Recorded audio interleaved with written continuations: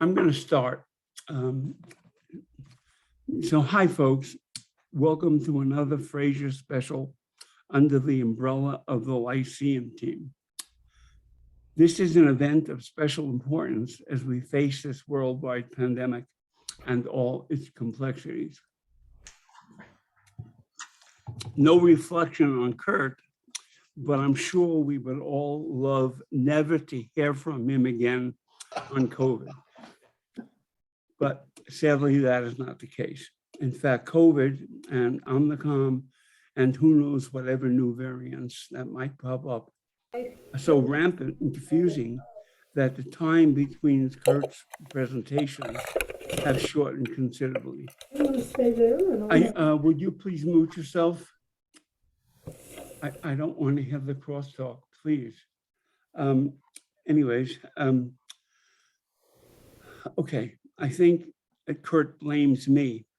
Line from The Godfather 3. Every time Curt thinks he's finished with COVID, I keep dragging him back in.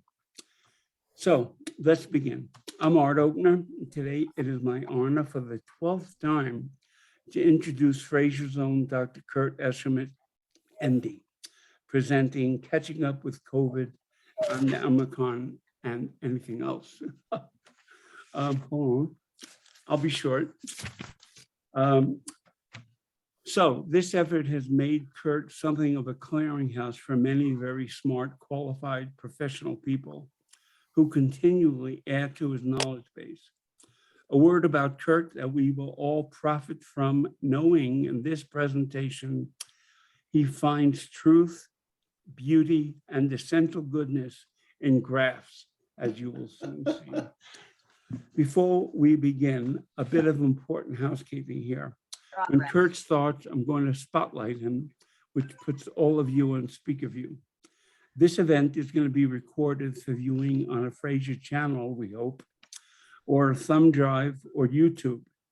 I can and will supply a thumb drive for any of you who couldn't make it tonight or simply want one for a friend or something.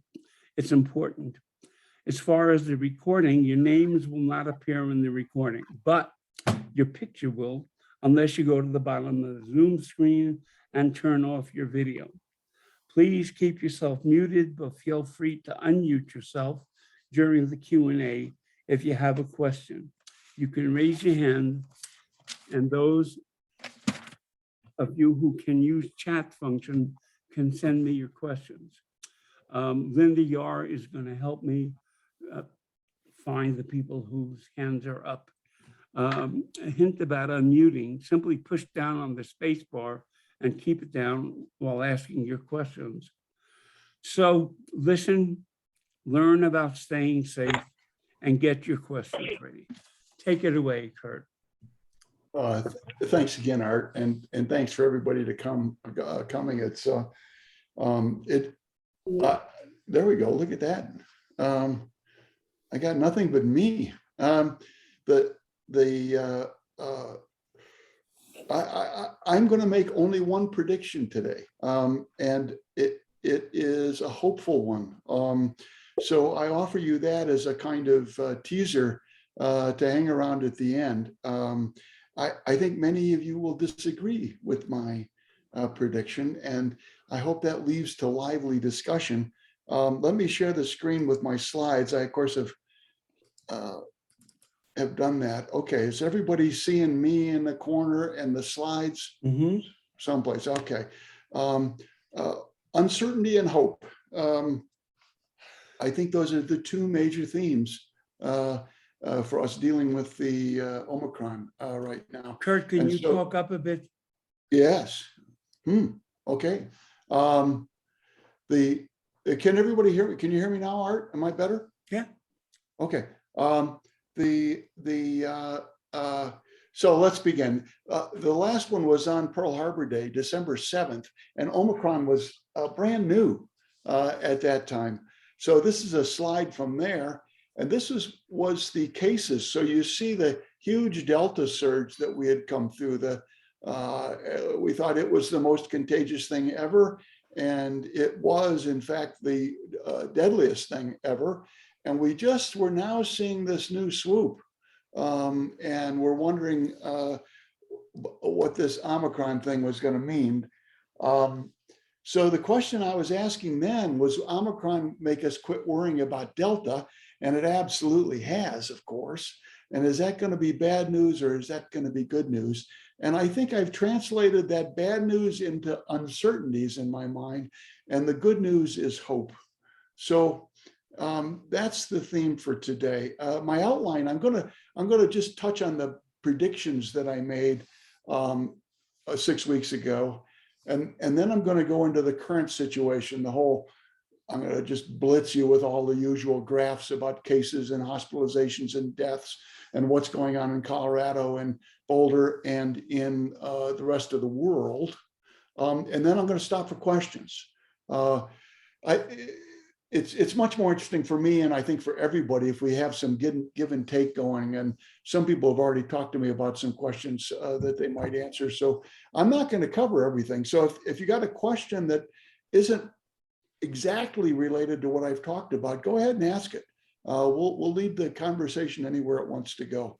I'm going to pick up then and talk about uncertainties, stop again for questions, and then finish talking with hope. And then after that, we'll have time for questions. So here's my predictions. I got 5 out of 7 right, and 2 wrong. So Omicron absolutely proved more contagious than Delta. I thought it was going to take time. I thought we would have several months, 3 months, 6 months for Omicron to displace Delta. In fact, it just happened almost immediately. It was like less than a month. And I thought maybe we would have 2 pandemics at once, and we have 2 different diseases. Yeah. Okay. The rest, but then I got a bunch right. Delta did kill a lot of people and has continued to kill people. And some of our current deaths are probably leftover Delta deaths, where people have fought for 6 weeks with their illness and are finally succumbing to it. Omicron has in fact infected many, many more people. And it has proven a good deal less dangerous. Going to go through that in details. And vaccines will be produced to target Omicron, and those are on the way. So onto the current situation. Here's the graph blitz. Here is the familiar, now almost 2 years long graph with this gigantic swoop of Omicron coming up at the end. It has absolutely dwarfed the Delta wave and the wave we had last winter. This was before vaccinations, of course. So vaccinations worked and brought this down. We had this wonderful lull. Delta took off. It didn't come all the way down. Omicron swooped in and took over. Let's focus a little tighter on the Omicron wave. You see this dot here, which is Martin Luther King Day when there was no reporting, but we have definitely peaked. We are over the top and headed down. And that's great news. I love the fact that we've peaked. And I'm going to dwell on that a fair amount, but recognize that we are still at extraordinarily high levels, just crazy high. We have higher levels of coronavirus out there right now than we have ever in the last 2 years, except last week. We're better than last week. We're worse than every other week we've had. So it isn't time to let down your guard. But it is good news that the Omicron wave has peaked. And if we look at specific states, we can see how. You want the Zoom number then? I got it. Are we? There? I'm going to give you this. and then Whoever I'm gonna- that is, please mute yourself. I can go sit So looking at the 2 states that kind of led the wave, New York and New Jersey, you can see it swooped up to absolutely unprecedented levels and dropped. But this is an incredibly short period of time. This is only about a month. From the middle of December to now the middle of January. And it has gone all the way up and it has come down, and it is down to half where it was at the peak. how quickly this has come down is an amazing thing to watch. Here's Colorado. We have peaked in Colorado and on our way down, and we too are having that very steep decline in the number of cases. And again, I'll repeat, it is great to see this decline, but we have more cases right now in Colorado than we've had any time in 2 years, except for maybe the last 2 weeks. It's everywhere in the country. I mean, for your, Can you imagine the time he spends on this? In these graphs, pictures? please somebody mute. I do spend a lot of time on these graphs. Sorry. This is from the New York Times, and you can see the whole country is absolutely sizzling. This has blanketed the country, where most of the coronavirus waves have started in one area and marched through. Remember, they start in the South in the summertime when people go into air conditioning, and they march through. Not Omicron. Omicron went everywhere. Right now, wham, everybody is having a tremendous surge of Omicron. So the walking around graph, I can't.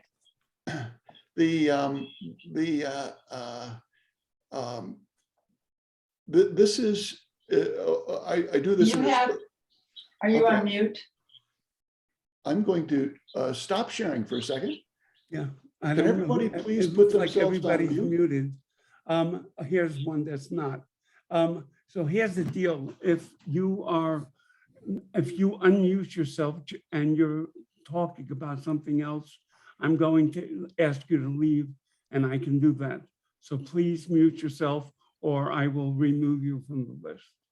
And I do, whoever was complimenting all my graphs, I like that, but let's pick up again. This is the walking around graph. It says how many people on average you would have to pass to encounter one person who is contagious with Omicron. And it is absolutely staggering. Boulder is number one here. Yeah. On average, you have to pass only 21 people in order to encounter one Omicron patient. So if you go to Walgreens or to the grocery store and there's 21 people milling around, one of them is contagious. Look at Durham, where I used to live. It's down to 1 in 10. And the national average is 1 in 18. Miami, it's only every Art, I'm going to mute you. Miami, every 8th person in Miami is contagious. It's an astonishing amount of people out there. It's still time to be very careful. But there's things besides the number of cases coming down. The measures of severity are coming down. And you see, this is the leading measure of severity, which is how many people who go to the emergency room are going there because they are being seen for COVID. And we peaked at about 14%. And it is now dropping nicely. Here is hospitalizations in the United States. It's broken out by ages. Most hospitalizations are in older people. So this is the folks who are over 70, and this is the folks who are over 60. This was the biggest wave in hospitalizations before we had vaccinations. This is the Delta wave. We have exceeded the total hospitalizations of any time in this epidemic. And there's a lot of people. You see that hopeful little hook there? I think it has started to descend. Hospitals are overwhelmed. The gray counties don't give data to this, but the counties that are in red or in dark brown are absolutely overwhelmed. The reddish brown is the hospital has between 10 and 20% of all of the people in the hospital are there because of COVID. And the counties with dark brown have more than 20% of their hospital beds occupied by COVID. That's a staggering burden on our hospital system, made worse by many of the hospital staff being sick. Okay, deaths from COVID. There is a bit of good news. This was where we had the huge wave of deaths before vaccinations. Delta was worse. You can see it rose some, but it didn't spike way up. Despite Omicron having enormous number of cases, the number of deaths remains similar to what it was with Delta. Here's Boulder cases. Boulder has started putting this gray bar over there to say, okay, the reporting may not be complete, but it's just to aggravate everybody. What you can see is, in fact, Boulder had this enormous spike in cases, and Boulder now is coming down. It's possible that Boulder has not caught up with its reporting after Martin Luther King weekend, and that's why they put this gray mark on there that's new. But I think the cases are coming down like crazy in Boulder also. Boulder hospitalizations, we peaked again before vaccinations. It was very high with Delta, and we almost reached the Delta high. And there really isn't a sign here of it coming down yet for hospitalizations. But I want to show you a detail about the hospitalizations that I find very interesting. And this is the number of ventilators that are available in all of the hospitals in Boulder County. As you can imagine, hospitals have these big storerooms, and they have more ventilators than they need. But under crisis times, like when Delta was surging, a huge percentage of those ventilators are in use. And so the number that are available, not in use, go way down. But right here is where Omicron took over for Delta. And you can see that Omicron patients don't require vents anywhere near as often as the Delta patients. So the availability of vents went way, way up. And this is a great marker of the severity of illness. But Boulder's had deaths. This is the peak of the Delta wave. As Delta was subsiding, Boulder deaths dropped down. Since then, it's peaked at 5 deaths on one day, and 4 this day. That's as far as we're getting. We are still having deaths from those hospitalizations, not as high as the peak for Delta, and nowhere near as high as we had prior to vaccinations. Frazier cases, I'm sure you're all getting the CU updates. I pull that sucker up and read it right away. The staff, Peaks and Prairies Independent Living has no cases, nobody in quarantine. We've had 27 cases over the 2 years, but nobody recently that we know of. But the staff in Meadows and Summit Care have had 5, and independent living staff have had 8. The patients in assisted living and the nursing home have had 5. And total, we've up to 19 of our current staff are in isolation. We don't know how many of those people were sick versus just picked up by routine testing. Okay, I want to give you a couple of international comparisons, particularly the United Kingdom, where they're ahead of us in this wave. And you can see they have had this gigantic spike, and they are way ahead of us now in terms of its decline. They are more similar to New York and New Jersey. And again, recognize how short this period of time is, maybe 3 weeks or so. And from this point, it went all the way up and all the way down. It was 300% as high as they had ever had before at its peak, and it's down to half of that. So in 3 weeks, it went all the way up, and now it's halfway back down. Absolutely wonderful decline.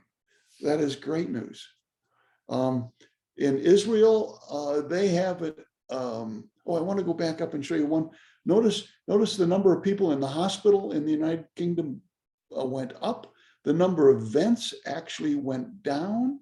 Vent utilization in the United Kingdom went down, and deaths have gone up a little bit with the Omicron, but nothing like they had last year before vaccinations. Israel has not yet peaked, and you can see only modest increases in hospitalizations, and deaths are very, very low. Israel is giving the 4th shot. So it's not clear whether this is because of Israel has had the fourth shot or because they just haven't filled in the blanks here. There just isn't data yet on that. The United States, this data comes from Our World in Data. You see us just hovering at the top. It doesn't quite show the last days when it's coming down. We have had a rise in hospital admissions, a rise in ICU care, but only a small rise in deaths. Okay, so that's that. Questions? I'm going to stop the share here, and let's please. What questions?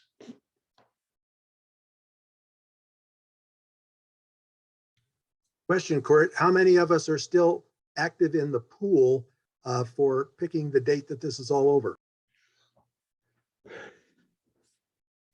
I just have a sneeze halfway there. That is a wonderful question that I haven't. Do everybody understand the question? We've had this pool of, I think there's only 3 people left in the pool. This is the anchor pool. Bill is next, figuring February 4th. Now, Stan, you may be the one. Stan picked April 30th as the day we will go below 20,000. Okay, hold that thought till the end. For those of you who don't get my email, this has been a fun little game we've played with picking. It actually was after Delta was coming down, and I thought Delta would descend all the way past 20. It didn't. There was a bunch of us that lost our predictions. There were several that said it was going to go through the winter, and Stan's guess of April is looking pretty good now. I think Jane's going to win it. I get one comment, Curt, and that is I did see something that said that the amount of cases that would happen in Israel after the 4th dose with the people in the hospital staff, didn't really go down. So they're really thinking that might not have worked too well. Yeah, and I read that. I think I may have put that in one of my emails. It hasn't been published as a scientific paper yet, so it's a little hard to know what that means. But it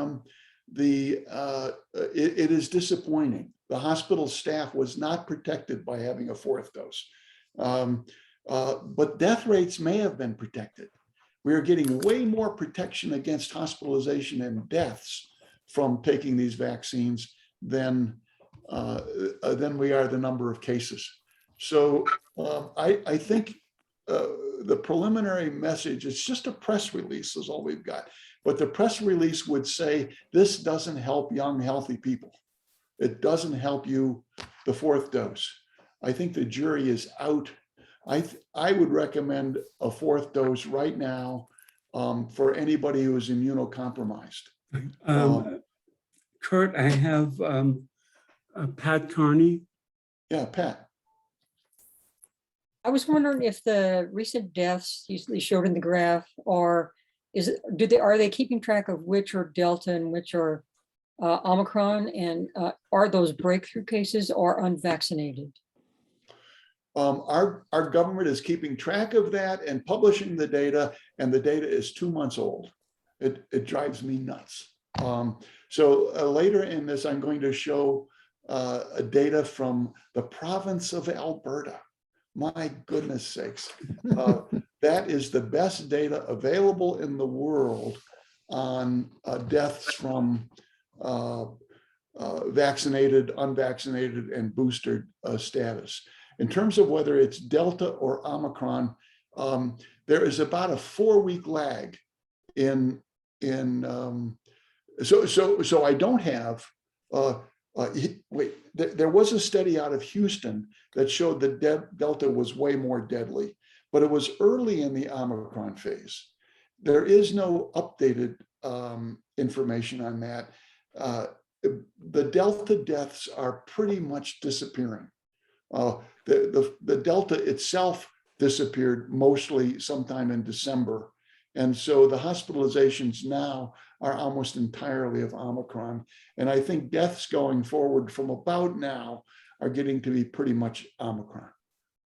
Curt, Still, I so, have- I mean, people fight hard. People stay alive for 6 weeks, 8 weeks in these terrible hospital stays. Doctors and nurses fight hard. So there are still Delta patients dying. But I think we're seeing most of them now Omicron. I have a couple of questions that have come in. This is from Wendy Smith. Since Omicron seems to infect even those who have been vaccinated and boosted, does that impact the walking around number? I don't know what that means. That is knowable, and I have not done that. The walking around number is so terrible everywhere. I mean, it's terrible in Boulder, and we've immunized, 75% or something. So I think not. I think Omicron is just getting everybody. we have another question, and that's for me. I am not going to spend my life in my apartment. So I figure I'm smart and I will be intelligent, but how do I maximize my safety? Right By now, staying in your apartment. right now, I think staying in is actually really good advice. I think it's really dangerous out there. And this is not the time to be letting down our guard. This is the time to be minimizing contact, wearing the best masks that you've got, keeping distance outdoors. It is huge levels of Omicron. But hold that thought, because I think there's a tremendous amount of good news right around the corner. One more question and then let's go on. Anybody? Let's go on then. Okay. Hazel had a question. What are the symptoms of people who are going to the hospital? I'm Most of the sorry. people what are the symptoms that are taking people to the hospital? The symptoms are respiratory. People do get fevers and fatigue and feel overall terrible, but they have a cough, a runny nose, sore throat, and trouble breathing. The trouble breathing is less prominent symptom than these other symptoms, less prominent than it was with Delta. But it's still the same symptoms. Gary Kahn, can you wait until the next Q&A? Sure. Got it. Okay. Okay, because we're getting to the heart of things here now. Minor.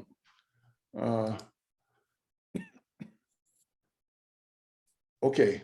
So I want to talk about uncertainties for a bit. So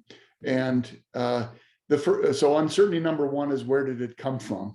I love this. I just absolutely love this. This is not for sure. There is uncertainty about this, but we think that, in general, mutations happen one at a time. And the virus progresses little by little by little. And when enough mutations add up to an advantage, then we get a variant. And if the advantage for that variant is big, that variant takes off. So we saw, the original one, and then we saw the alpha and the beta, and they're little changes, maybe important, especially Delta was important changes, but they are just stepwise progress. Omicron came out of left field. And in fact, because it had 50 different mutations, boom, and in fact, where it came from probably was mice. At some point in the last 2 years, a mouse in South Africa breathed in the aerosols from human Omicron, and the mouse caught, not Omicron then, an earlier variant, the mouse caught COVID. The mouse spread it to a bunch of other mice. The virus lived in the mice for a long time and developed a bunch of mutations that made it a better virus for mice. And then the mouse reinfected humans. So this Venn diagram here shows overlap in the key genetic structures of coronavirus. It's complicated, only Tom understands this stuff, but this blue is the human genome, of coronavirus, the coronaviruses that infect humans. And this is the usual mouse genome. You see, they've got pigs and cattle and camels and bats and cats and dogs. But these 50 mutations were mice mutations. And now they find these in the Omicron variant over in humans. So it appears that somewhere a mouse sneezed, somewhere in South Africa, a mouse sneezed, and the aerosol coming out of the mouse was inhaled by a human, and this variant jumped back into humans and now has spread like wildfire all over the world. I worked the longest on this slide, for you want to be impressed, getting a mouse picture sneezing, but I just love it. Anyway, uncertainty number 2, how many Omicron cases are there?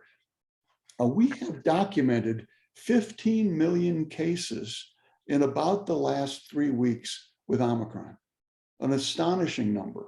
But we know that the documented cases doesn't include asymptomatic people, and it doesn't include unreported people. And there may be more asymptomatic people. And since home testing has come into play more, many people may be diagnosing themselves and never reporting it. So it may be well more. So we usually use a multiplier of 3. The 15 million cases probably actually means 45 million cases. It may be well more than that, but we'll stick for the rest of my talk with the 45 million cases in the United States. Uncertainty number 3, the Belgian curve. We have seen this over and over and over again, but it's not 100%. It's probably the most common way for an epidemic in a given locality to go. It just goes straight up and straight down, but symmetry is not guaranteed. We are seeing symmetry in New York and New Jersey, and we are seeing symmetry in the United Kingdom. And that symmetry is very good news. And we're seeing the beginnings of symmetry. We probably have to go some more days to be sure, but we're seeing symmetry in the fall of the numbers in Colorado. Just to put a note of humility in here, I'm really good at humility. It's one of my best traits, but I predicted this would go all the way down and it didn't. The red line was my prediction, and what happened was the green. So let's hold on to a degree of uncertainty with this Belgian curve stuff. But we have, I do want to say one thing that is guaranteed about the curve. There are always more people infected as the epidemic is waning. So we've had 45 million people getting infected as it goes down. If this goes down symmetrically, we will have another 45 million. But almost always this lags being perfectly symmetrical a little bit. So I believe it's almost guaranteed right now that we will have 100 million people infected with Omicron by the time this wave is done. You got to let that number sink in. 100 million people. There's only 330 million people in the whole country. We are having 100 million, almost 1/3 of us are infected with Omicron. Will be before we're done. So herd immunity, I'm going to talk about this overall at length in the 4th section. But if 100% of us were immune, the virus will perish. That isn't going to happen. Not 100%. In the beginning, the experts were saying, well, maybe 65% is enough. And with 65% immune, the virus will wane and go away. That didn't happen. We have exceeded 65%. Now, most people are saying 90 to 95% must have effective immunity in order for the virus transmission to be stopped. Uncertainty number 5, are the current vaccines working? And I think we all know it's disappointing that the vaccines are not working that well to prevent infections. And as we just talked in Israel, it looks like even getting a second booster, having a 4th round is not preventing infections. But they are working quite well in preventing hospitalizations and death. Now, I wish we had lots of sources for this, but the only one we've got that I've found is out of Alberta, Canada. You see, this is going all the way back to the beginning of last year. This was as vaccines were starting to come out. They had a minor surge and then the Delta surge, and then now this end. You can't really see this. So let me blow it up on another slide. The pink line at the top is all the unvaccinated people. The green is fully vaccinated, and the blue is vaccinated with boosters. What this is showing is the number of people per 100,000 in this group. So here it has peaked at almost 800 hospitalizations for every 100,000 unvaccinated people. That's a lot. If you're fully vaccinated but without a booster, it drops down to about 500 hospitalizations per 100,000 people. And with the booster, it drops down here below 200. So we have about 75% protection against hospitalization by getting that booster. Nobody knows what the further benefit would come from a second booster.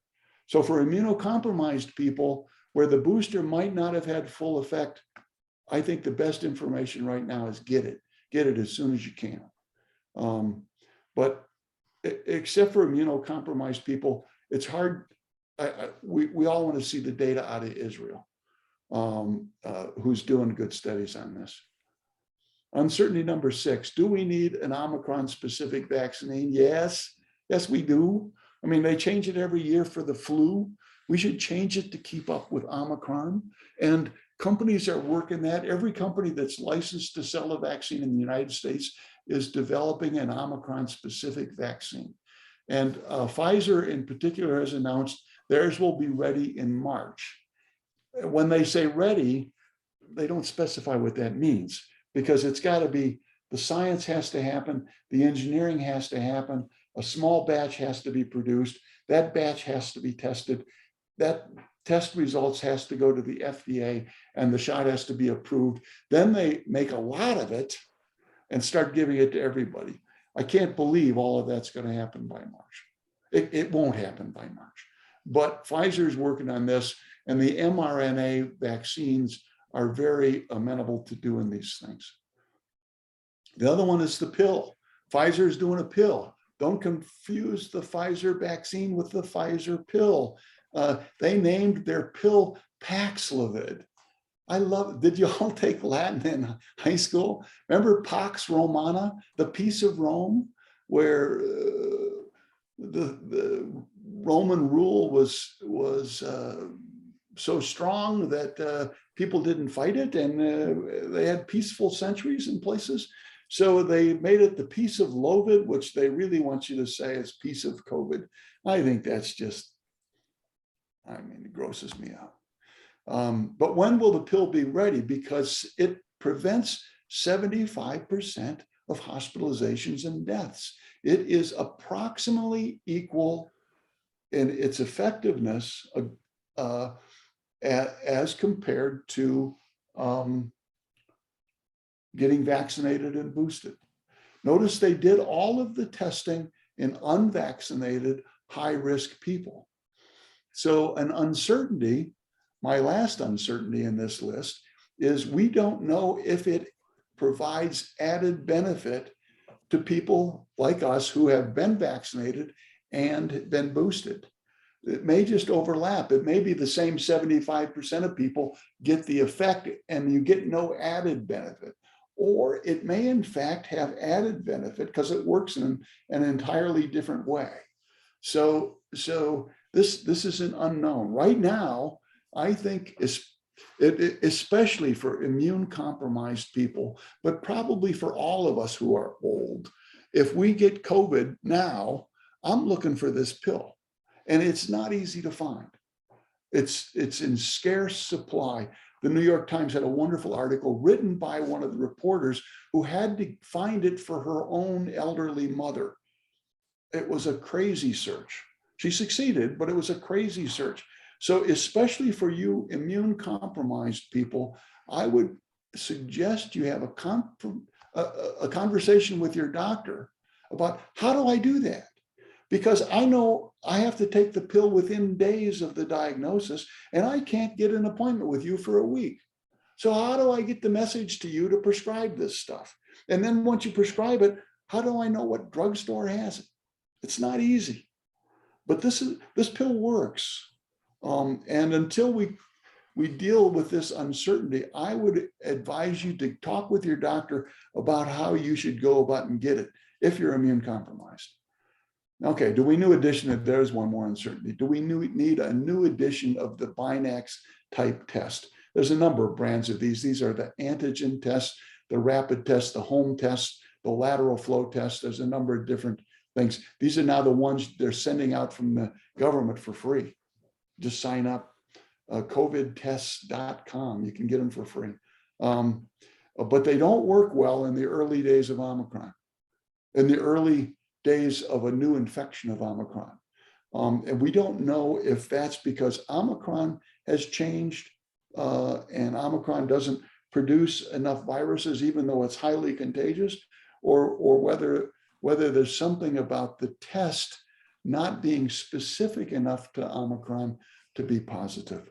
Either way, the Binax test is not as good early in this disease. Okay, second pause. I'm going to stop share again. More questions. There was one held over. Gary Kahn.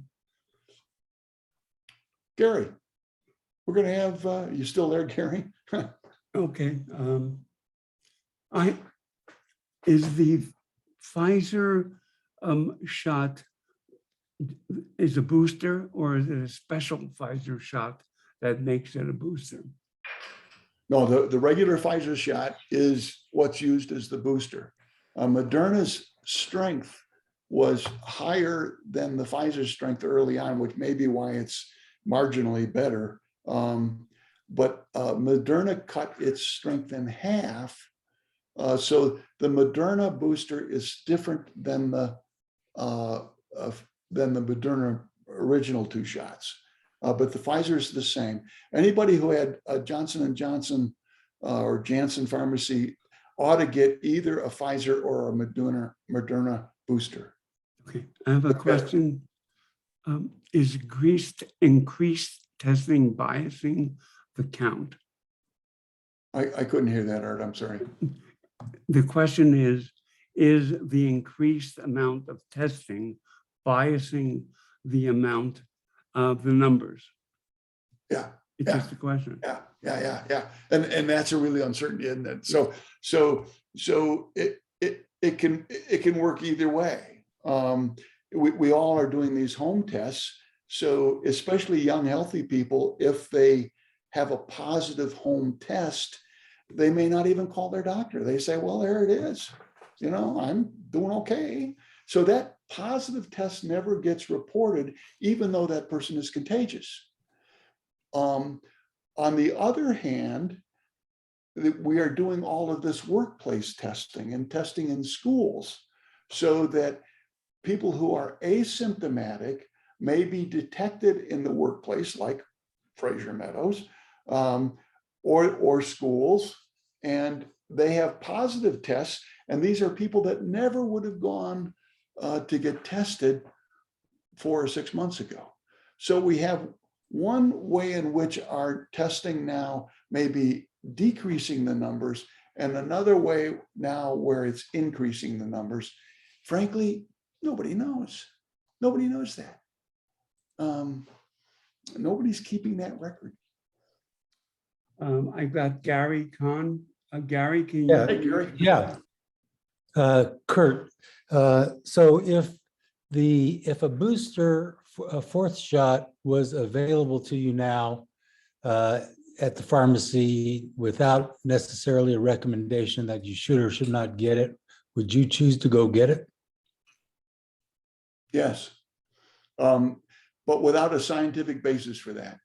I think the evidence is good for immunocompromised people, maybe the extreme elderly among us.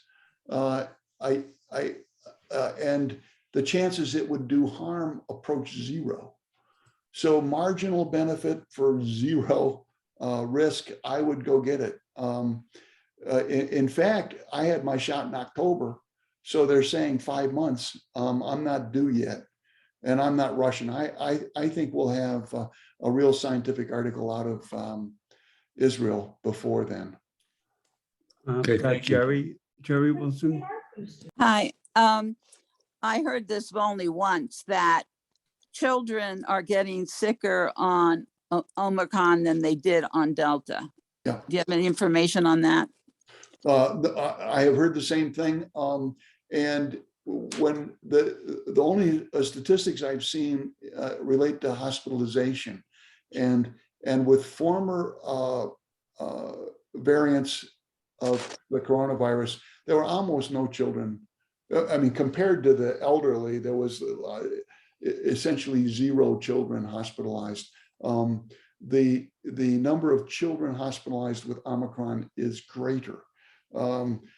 It would take some pretty sophisticated math, since the total number of cases with Omicron is so huge, as to whether this is just raising proportionally the number of kids, Yeah. or whether kids are in fact more likely to get sick with it. There is not, I've not seen anything about the worst complication of COVID in children is this, it's an acronym, multi-system inflammatory disease, where the body's immune system turns on yourself, and it can cause organ damage and rare deaths. I have not seen anything to imply that the incidence of that is up. But I have read that there are more hospitalization of children. I saw Heinz had a You're I did. muted back, Jerry. Kinda, okay. And I've got Can you hear me Karen. now? I'm wondering why these curves are so symmetric. Wouldn't you expect that they would go up and plateau or do something else? Why in the world are they symmetric? Is there any explanation for that? Yeah, well, I've talked to people who understand the math better, that if you have a closed population, if you put 1,000 people in a room and introduced a highly infectious agent like Omicron, well, it will spread exponentially and then fall off exponentially, and everybody will be exposed. But we have seen it over and over and over again in places that really don't have that kind of explanation. So I have asked that at the same time. It is a dramatically recognizable pattern that, for everybody who reads my emails, I recognized first in Belgium. A year and a half ago, Belgium had this kind of curve, and I've called it the Belgian curve ever since. And it has affected a zillion states, all over and over again, in a lot of different countries. It's not universal. Brazil is the one that had most notably didn't follow that pattern. Brazil went up and then peaked and then just kind of waned off like that. But most commonly, the coronavirus has hit populations in waves. And So there may be math behind it. there may be math behind us. There- We'll have to there get Fred or somebody to. there actually is math behind this. Okay. There are models for this called, and they used to be called the predator-prey models. So you have the predators and the prey. And if the food source is available, they go up. But then the predators go up too much and they start coming down. So it's a predator prey. They follow these kind of curves very readily. So it has a lot to do, excuse me, with food source. So the source of the infection is there, they're out there, then we're not out there, and they just die down. Yeah. I think Fred just called us a food source for the virus. I think that's kind of a fun. Okay, getting back to Q&A, I have a question from, by the way, Karen, did you want to say something? Karen Lewin? Thank you. You know, you mentioned something after I had written my question. And what I had written was, to what extent do you believe it is safe for residents over 80 to continue taking upgraded vaccines? Because when you watch the news, it's just like, oh, we're going to do this. We're going to have a fourth boost, a second booster, which would be the fourth shot, and on and on and on. Is there any consideration? And then in your talk about children, you talked about children responding reactively by an overactive immune system. And it just seems to me that it's worth exploring to what extent older people may not. I don't know, I'm asking the question. Yeah, I think it's a good question. And I think it's been asked more in children. I haven't read anything about it being asked in older people. In children, they have this multi-system inflammatory disease of children. I'm not sure I got the name quite in the right order. That happens far more often with the disease than it does with the shot. And so they have studied this extensively in children. So even though the shot can sometimes cause this problem, the disease is far more likely to cause it. I have heard of no complications in those of us who are older. The shot is extremely safe compared, and we of course are the ones who tend to die from the infection. I think there is uncertainty about the fourth shot. So if you have immune compromise, I would certainly have you talk to your doctor about this, not somebody who used to be a doctor, but if you're immune compromised, I think getting the fourth shot is just a really good thing to do. And I frankly think when they open it up and I don't have to go lie to get it, I will get it too. But I hope by that time we'll have better science. And daydream, we might have an Omicron specific booster. I'll line up for that sucker. You Let me go on. paused. Let me go on. Hold We're on. using. Hold on. I've got Let me a go on question. because I'm getting to the good part. I'm getting to the controversial part. I've got two questions and then we'll stop. Hold those. I got Hold those. Barbara Fahar. Do you want to unmute yourself, Barbara? I don't have a question. I wanted you to call on Karen. Oh, well, that was nice. Thank you. And Ms. Stahl says, one more. Since test kits will be free, should all Fraser residents get tested? If the test is free, should we all get tested? That's what she said. Yes. And they are free now. The US government is shipping them out to anybody who asks for them. And we asked for them and got a confirmation from the US Postal Service that it's in the mail. You know, the test is in the mail has become the new phrase. And they are free and nobody says how often, but they send you 4 kits. I don't think we need to test ourselves, on some kind of daily basis or something like that. But at the first sign of a cold, runny nose, sore throat, fever, muscle aches, certainly shortness of breath, any of those things immediately should test. I had a cold, I guess it's been 2 weeks now. And I quarantined myself. I did 2 rapid tests. Both of the rapid tests were negative. I didn't trust it. So I went to Stasio and got a negative PCR before I started interacting with people again. I think this is the right thing to do. It's the ethical thing to do.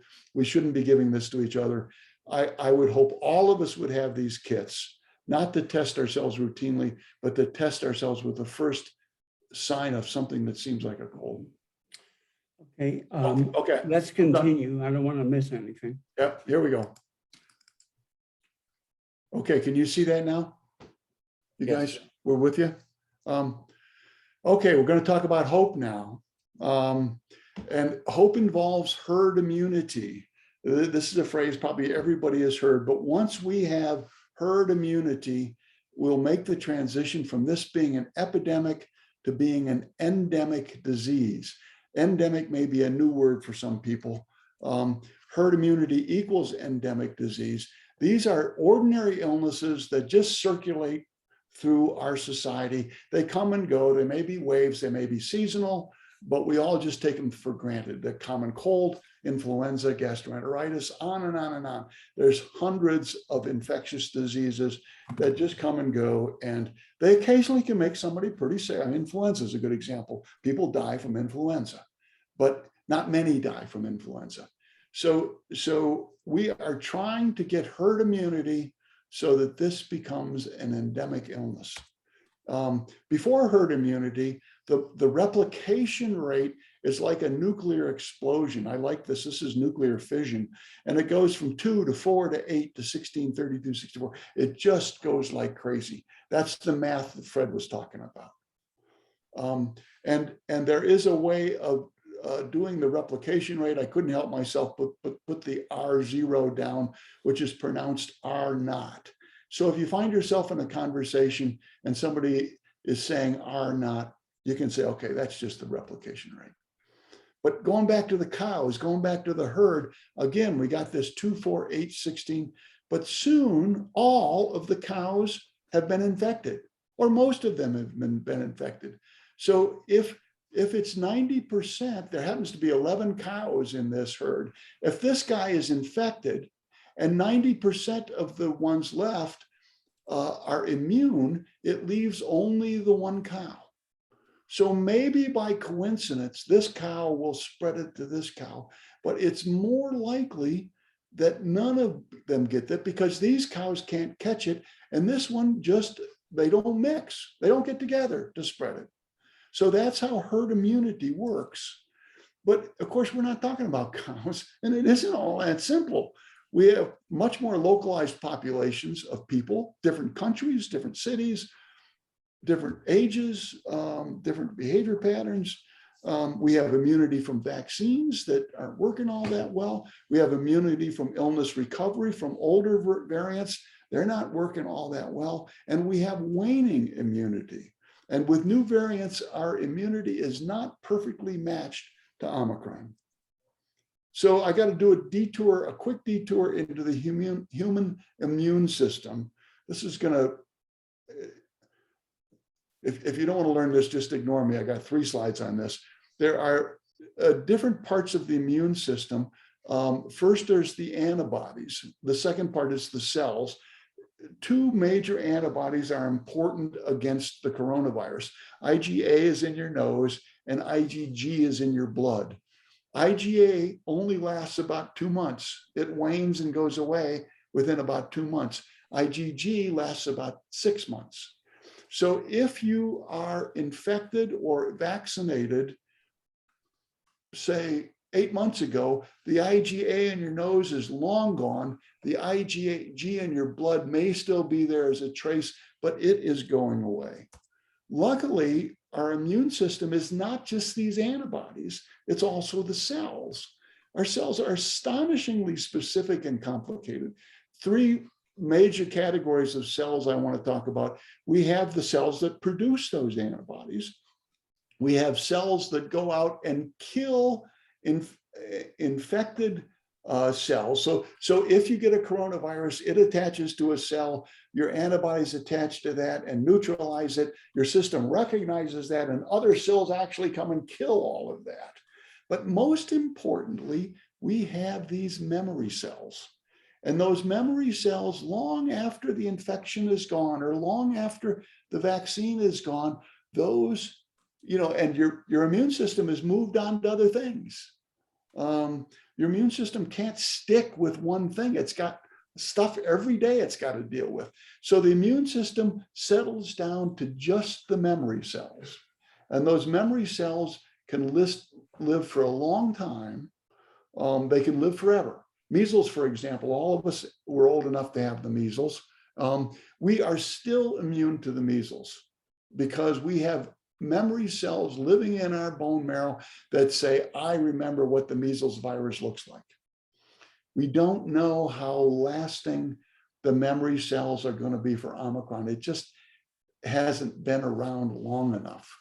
But you can understand then that antibodies go away, and as the antibodies go away, we can get infected again. But as soon as our body recognizes we've been infected again, those memory cells start pouring out antibodies, and they pour them out more effectively than if it was a first infection. And that's thought to be why these vaccines and boosters are effective against hospitalizations and effective against death when they're not very effective against cases. Okay, that's my detour in the immune system. So I want to talk more about endemic illness. For an endemic illness to happen, we have to have two things. The first is we have to have dramatically decreased number of cases. We can't be having 100 million people getting infected. We have to have smaller number of cases. And secondly, and probably more importantly, we have to have decreased severity of illness. You know, when the flu comes through, we have an awful lot of flu. We can even talk about it being an epidemic. And it's severe for some people, but its severity of illness is nothing compared to what we've had with the COVID. So how many people do we have to have before we get to this herd immunity? We had 15 million documented on the way up in the last 3 weeks. We think that really translates into 45 million. And we know that the backside of the curve is going to at least double that. So it is now known, I think, that over 100 million people, 100 million Americans will have survived Omicron. And all of that is going to happen in 6 weeks. I mean, it is an astonishing number. 100 million people, a third of the country. The other thing about them is that they had it nearly simultaneously. All of those Omicron survivors have the IgA in the nose and the IgG in their blood. They are immune to Omicron in a way that is entirely enviable. And it has occurred every geographical part of the country. Remember that map, how is it chiseled, and every demographic segment of the population.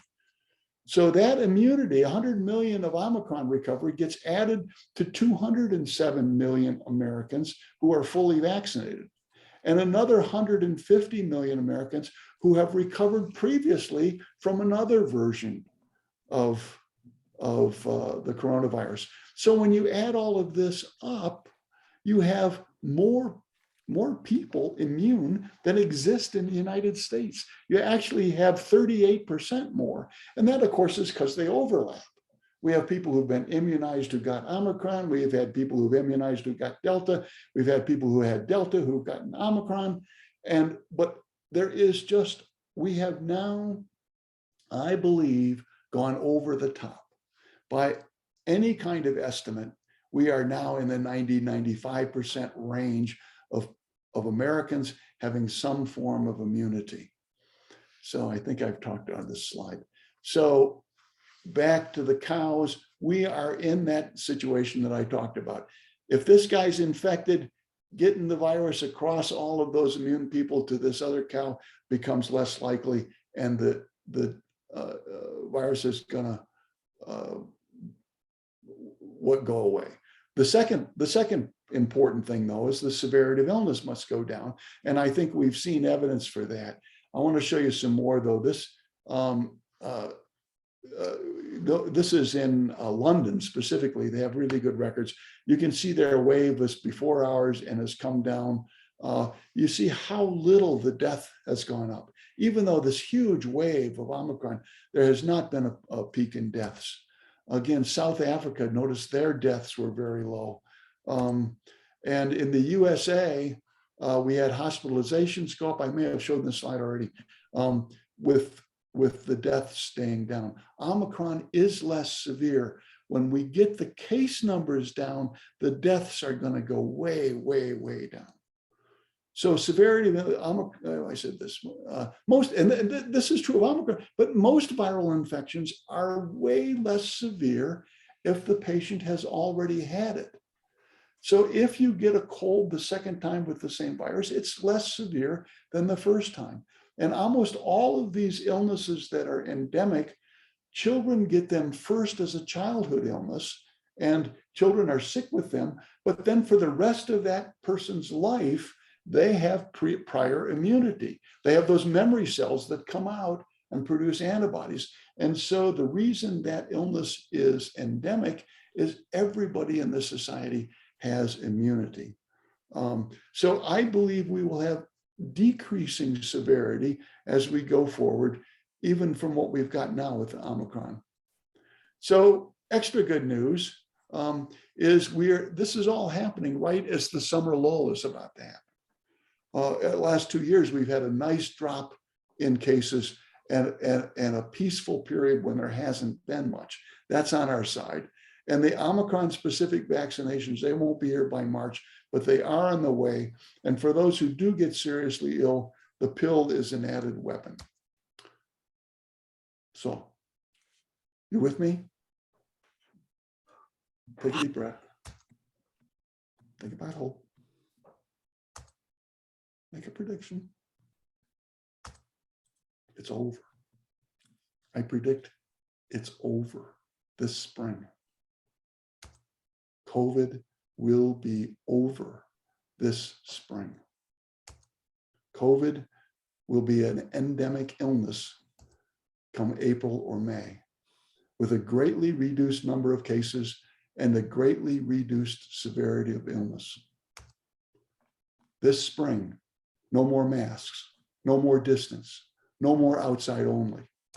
This spring, yes to concerts, yes to travel, yes to restaurants, yes to museums. COVID-19 will be an endemic illness, and on opening day of the Rockies, we can celebrate here or go to a sports bar. That may be a little early, April 8th, like April, May better. I think this is really good news. Now, it really depends on us as a country following this curve. We have had huge numbers of infections. It really depends on this one coming down. Stan wins. It's going to be like bursting a bubble. We have had this huge inflation of the balloon. It has been pricked already, and it is deflating at virtually the same rate that it rose. Now, as Judy would say, I'm often wrong, but never in doubt. So let's deal a little bit with the doubt. I believe there's hope, and here is why I think it will come true. The number of cases will deflate like a puncture balloon. Omicron is less dangerous and will become less and less dangerous as the whole society has some immunity. Hospitalizations will drop dramatically, and deaths will drop dramatically. By April or May, I believe it will no longer restrict us from resuming a normal lifestyle. Here's why I might be wrong. New variants. If it's just son of Omicron, we're probably fine, because the Omicron vaccine, we may have to get a booster of that vaccine. But if it's a dramatically different virus, if the virus comes out of another mouse, or if it comes out of another animal, and we get a radically different variant, then all bets are off. Viruses tend to evolve into be less and less lethal, but you can't count on that. We'll have seasonal variations of number of cases. Just because it's endemic doesn't mean it's going to be completely low. It's going to come in little waves. They'll be localized here or there. We'll have some of that. There'll be some cases. We'll have lesser surges. We will need new vaccines. We will need new treatments. But I think none of these will rise to the point where we ever again have to restrict the lifestyle of the entire country. greatly reduced number of cases, greatly reduced severity of illness. Omicron, uncertainty and hope. Questions? Did I surprise anybody? Take me off spotlight so I can see people for questions. Okay, hold on. Well, Karen has a question, and while she's doing that, I'll take you. And Joe's got her hand up too. Joe, you ready? Go ahead. Yeah, my question is, maybe it's off topic too much. What about folks who are considered carriers? How to handle them in the general population and testing and things of that nature? That phenomenon was came about early because the PCR test, that genetic material test, is so very sensitive, and they found people long after they had recovered from the illness, they would still get a positive PCR test. But then they did studies where they actually cultured to see if those were live viruses, and they found that the PCR was picking up fragments of dead virus. And in fact, those people were no longer contagious. So even though the PCR, so those people were not in fact contagious. Now they're carriers. They were not in fact carriers. There are people, rare people who are carriers, and these are people with severe immune deficiency problems. AIDS is the most common one, that can have a chronic infection with the coronavirus and be contagious for a very long period of time. I think, Joan, that's a problem that we worried a lot about, that we worry way less about now. So I think that's good news. Curt, I have Stan. Yeah, this is really a follow-up on Heinz's question earlier in the last round. I'm wondering if we're so well served by epidemiologists and the math people at explaining the rising side of the Belgian curve that we fail to recognize that at the inflection point, we need to hand off the analysis to the behavioral scientists, and that they probably can tell us why we hit an inflection, we peak, and we drop so rapidly as an entire population of the world slaps themselves up along the head and says, this is dangerous. Yeah, no, and Stan, I think you're really onto something there, because when Omicron took off, there was all of this ambiguity about it. It's not as severe, and the society has not done all of the behaviors that we did with the earlier waves. And in reality, most of society hasn't done anything.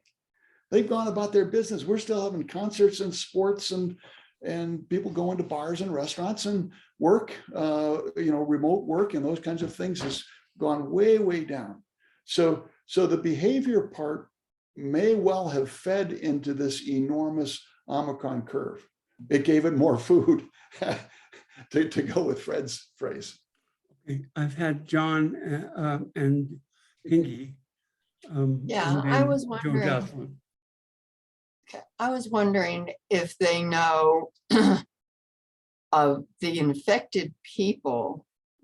Are there any long-term difficulties down the road? Do they know that anyone infected, say, 10 years down the road are going to have lung insufficiency? No.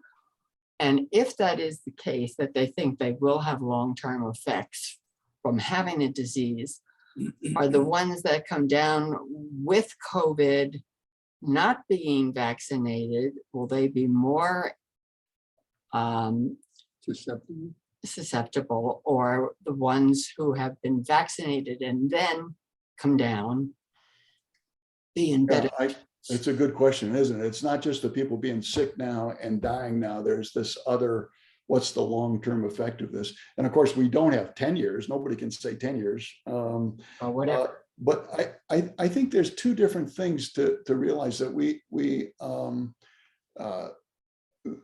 COVID is takes people to near death who then turn around and survive. ICUs, ventilators, kidney failure, the whole septic shock kinds of thing. And those people can have permanent damage in their lungs, permanent damage of their liver, their kidneys. And I know at least one person who had prolonged need for oxygen and a prolonged recovery coming back from that kind of illness, and may not be back as all the way. So that's easy to understand. There is this way less easy thing to understand called long COVID, where we don't have, nobody has worked out satisfactorily what the heck that is. We don't have a good biological marker. It appears to be that the virus calls out an immune response, and that immune response then attacks our own tissues. And yet when they do all their sophisticated testing, they don't find those immune responses. They don't find that. And so there isn't any test. You line up people, some of who feel terrible still 6 months, excluding now the people who had terrible organ damage. You line up people who feel terrible after, say, 6 months after COVID, that are clearly having the definition of long COVID, and you test them 10 weeks from Sunday, you can't figure out what's going on. I've got Joe Jocelyn. Okay, Joe. Thank you. So are anti-vaxxers off the hook now? I'm thinking specifically of a nephew who has not vaccinated his teenage kids because he's afraid of the vaccine. Well, I'd wait till May to, my prediction needs to come true. But I think come May, if this is down to being an endemic thing, hardly anybody's dying anymore. Hardly anybody's going to the hospital. And the new version of the vaccine comes out. I think the equation of being angry at people who refuse to take it kind of goes away. Yeah, I think it goes away. So I'm going to have. Doesn't go away right now. It doesn't go away right now. I mean, that dang thing is still out there. Okay. But I'm going to have to end this at 9, but I have Arthur Nozick has his hand up. Can you keep it brief, Arthur? Yes, thank you. Just at the end of your talk, you said that the viruses get weaker with new variants, but that's inconsistent with the fact that the Omicron and the Delta were much stronger than the previous versions. So is that because you need like a high concentration of infection, which allows the virus to replicate and then undergo mutations, and it'll be like the survival of the fittest? Yeah. I think I spoke badly about that. I'm glad you brought it up so that I can clarify what I think about that. There's the most important characteristic from an evolutionary standpoint is how contagious it is. So all of these variants have won their place by being more contagious. And we've never moved from a variant that was more contagious to one that was less contagious. So just as you're pointing out, every single one of these has been a step up. And that's how it eliminates the competition. Delta eliminated all the other variants, and Omicron has eliminated Delta. What I should have been more clear about is the lethality of these viruses is not an evolutionary advantage.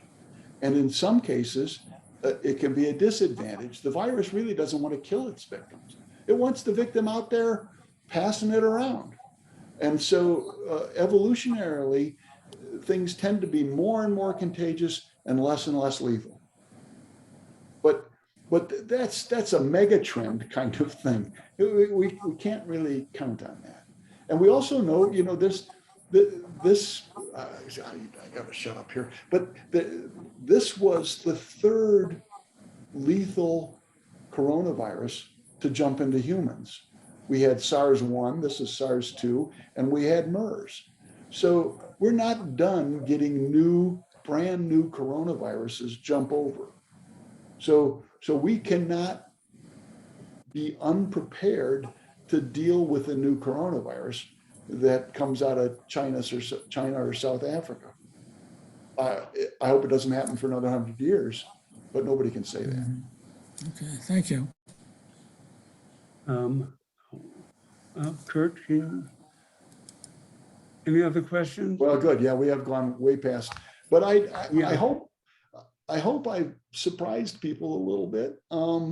I think it's controversial. I hope your response is to say, well, we'll see if that comes true, but to watch closely over these next weeks and see if it comes crashing down, if the balloon has clearly been pricked, because that will be a very good sign.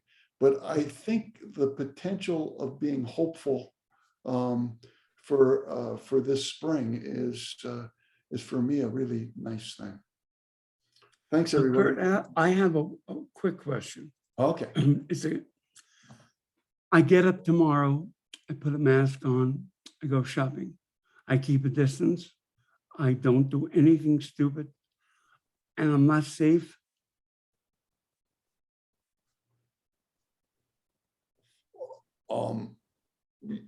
There's more emphasis on the well-fitting mask.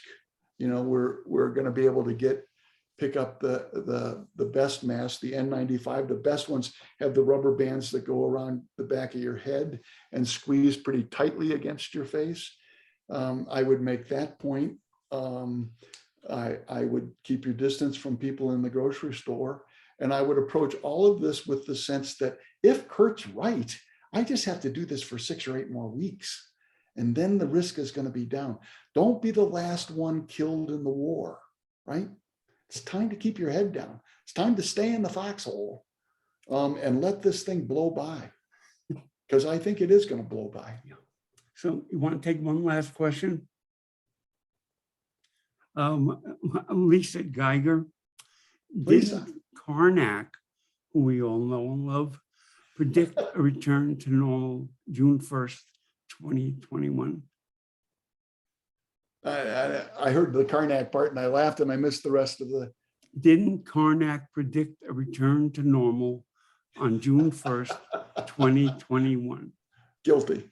And that's exactly what I think is a healthy part of this response is I'm saying I'm more out front with this prediction than anybody else right now. But I think you're going to see more people predicting this, and this uncertainty and hope dynamic is going to play out in the national press, and we're going to see it play out with our experts, and nobody's going to know for sure until we actually see it happen. So I think we can end now. I have a question, please. Karen, could you make it brief, please? Yeah, this is a quick question. What do you feel the risk is of eating in Fraser's dining rooms when people have to remove their masks to eat and drink? It is clearly not zero. I think that's a risk reward thing. I have been eating in the dining room, twice a week, maybe on average. I took note of, we have had, 7 employees of independent living. So we don't know how many of those were in the dining room or not. In fact, that's an interesting question to ask. But it's highly contagious. Those people are being tested all the time, but we know that with Omicron, there's a 2-day contagious period before the test that they do here turns positive.